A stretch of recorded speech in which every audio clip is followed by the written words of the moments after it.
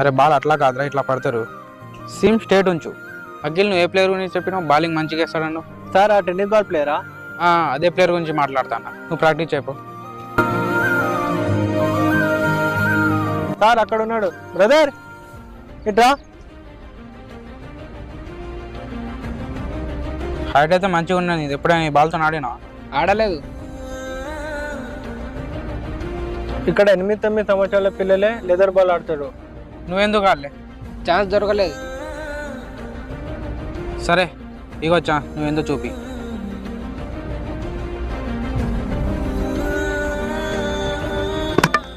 Great ball. ఏ తమ్ముడు, నీ పేరేంటిది? గుర్నూర్ బ్రార్.